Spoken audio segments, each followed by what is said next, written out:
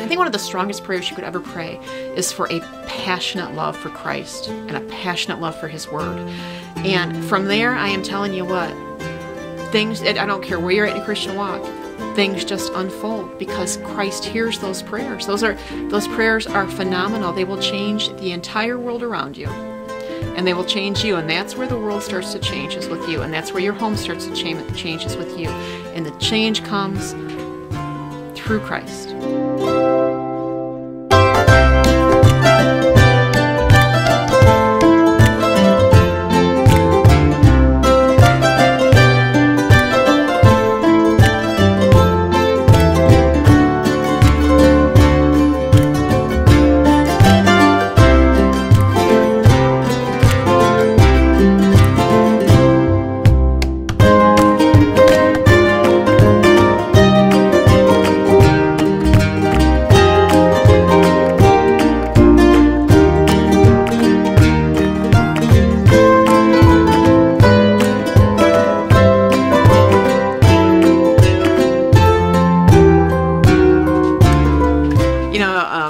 I talked in another video about the atmosphere of the home, and this is something that I was thinking about this morning, and actually it had crossed my mind yesterday, and I've been praying about it and trying to decide if it's something that I even feel that it needs to be put on video, because like anything, it can be taken the wrong way. And I just through prayer and confirmation from the Lord, I feel like this is something that somebody is gonna hear, and it's gonna help them.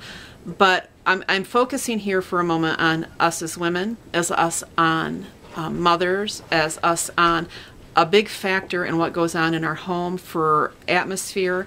And I want to address how, when we are focused on the Lord, and we are focused on allowing His Word to be lived through us, through our actions and our manners and our speech, how our home can be affected in a positive way. But also, if we choose not to yield ourselves to the changing of the Word, to it changing us, how our home can be affected in a negative way. Have you ever thought about many of we'll use the word instructions in the Word of God, are things that, though it is an action that God requires of us as believers, it is also something that can be applied as a character trait that forms our being. For an example, to be faithful, have faith, believe, to be still, to be kind, love, patient. These are all things that create a character within ourselves. And one of the things I was thinking about this morning is how we honor God through our actions and our mannerism, and by doing the things that He tells us to do, or that are beneficial to us to do. The Word is full of things that Christians should apply to their life, but we don't have to do anything that we don't want to. All right, we're not made to do anything we don't want to. Just like believing in Christ, He gave that to us as a free will, free option, so that He knew, and all those around us that knew us knew that it was coming from us, not something we were forced into. The devil couldn't use that against us. It was something that He willingly wanted us to do. What good is it if you make somebody love you, or if you make somebody obey you, or if you make somebody submit to you? It loses a lot of the purpose. And when we stop and we think long enough about why we are here and why God instructs us, we start to peel away some of the layers, and we realize the many benefits by our obedience to the Word in our own personal life, not just because it honors and glorifies God, though that is the primary purpose that a believer should do these things, but God in His infinite wisdom, because it does create character traits within us when we obey the Scriptures, that it benefits us in our personal lives beyond anything that anyone could imagine. For an example, all right, I'm going to throw this out there for an example. The Bible tells us to be slow to anger and slow to speak. All right. So what happens for me as a woman if in my home I am very quick to anger and I speak what's on my mind post haste without giving it thought? What type of atmosphere do you think that I have created or allowed to be in my home? One of anxiety, one of frustration, one of anger, one where I'm probably not very approachable. All right. And then what happens, okay, let's say that as a believer, and let's be realistic, okay? Believers make these choices. Believers sometimes, and lots of times, I hate to say it, we either react the way we know we shouldn't, or we allow ourselves the room to think we're justified in our actions. All right? And so I'm speaking, I guess I'm really speaking to believers, because I think that this is what this portion was written to. I mean, most of the Bible was written to the idea that you were a believer, because it's instruction for us, okay? I mean, there are scriptures in there, yeah, that are for before that time, but most of the Bible is written to us as believers, and these are the instructions for us so that we may live a victorious life. I'm looking at my cheat sheet here, my teleprompter. So then let's say, as an example, in the same scripture, being slow to anger, slow to speak. Okay, as a Christian, you know what? I'm aware that I'm supposed to be slow to anger and slow to speak. But you know what? Something inside of me just grinds me. And so I display it on my outside. You know, maybe I think I'm displaying the word on my outside, when inside I'm very quick to be angered, or I'm very sharp in tongue and thought about people's reactions to me, or people, what they do or what they say. What kind of atmosphere do you think that is being created in the home? It's going to be one similar to the first, except it's worse because now it's kind of hypocritical, all right? And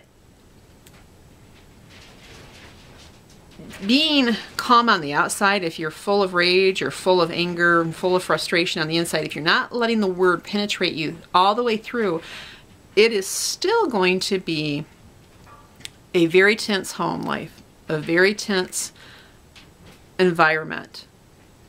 Then what happens if, as a woman, a believer, I really focus on living the words, that I let the peace of Christ dwell in me, that I don't let my mind, allow my mind to follow negative thoughts, that, I'm minced in the word, so therefore I can apply the word in thought and action when I need to apply it.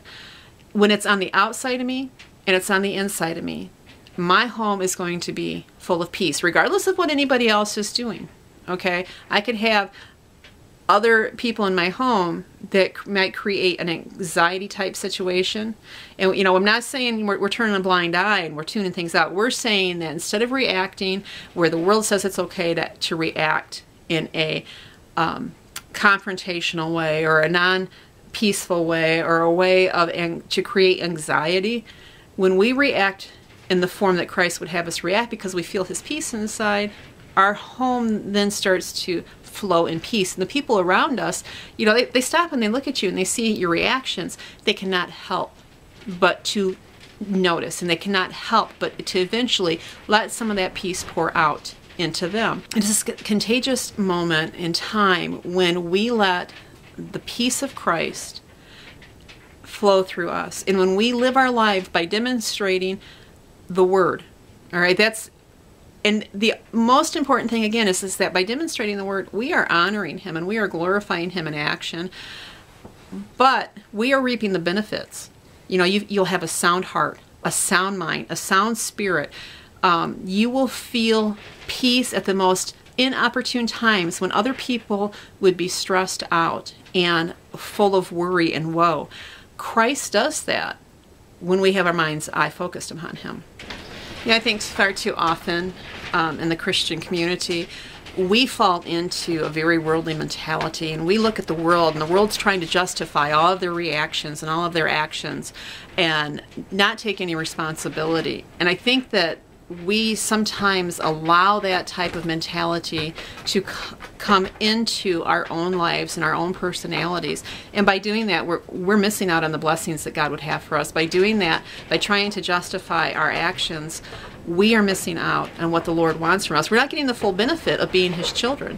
And we're not being a good role model. We're not being a good witness. We're not being something that is expected of us as believers.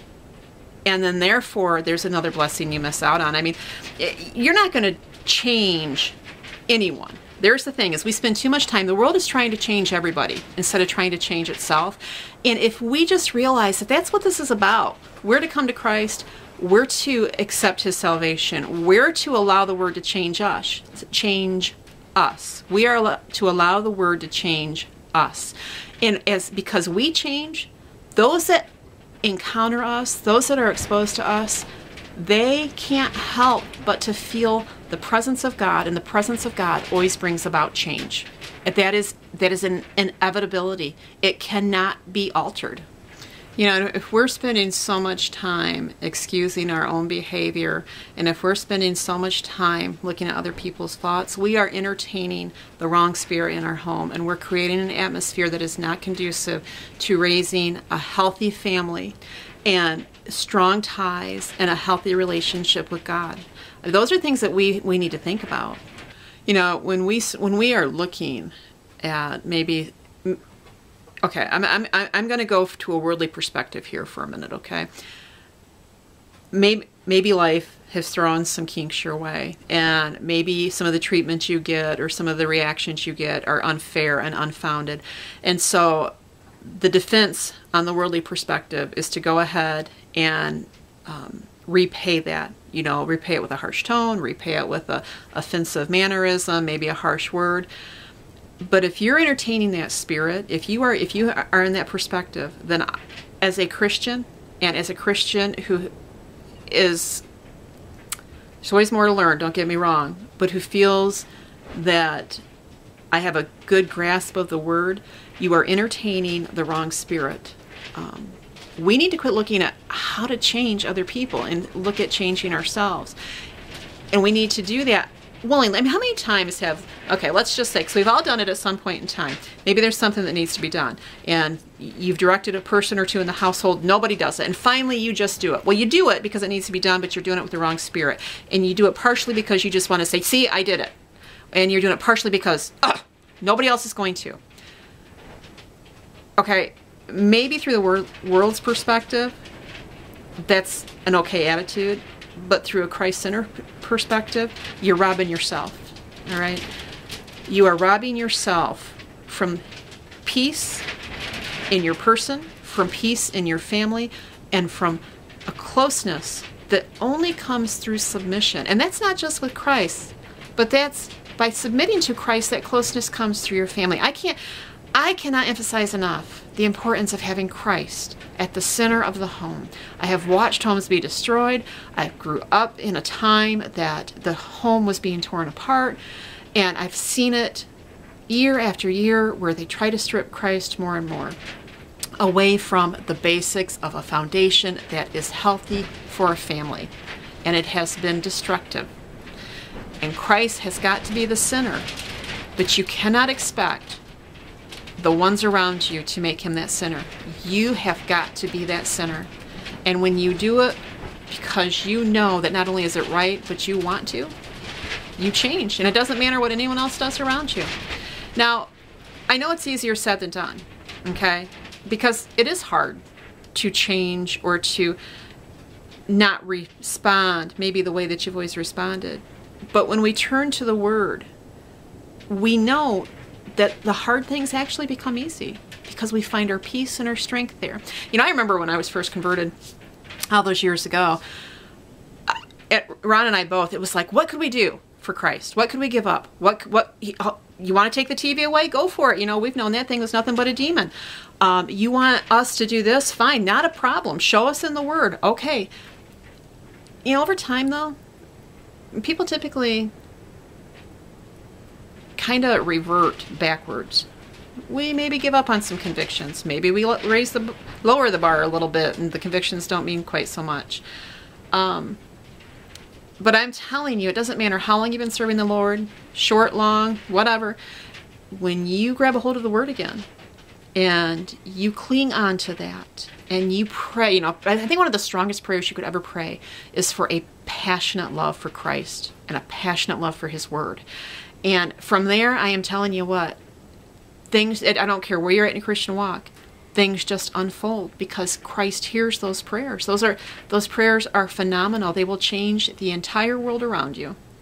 And they will change you, and that's where the world starts to change, is with you. And that's where your home starts to change, is with you. And the change comes through Christ.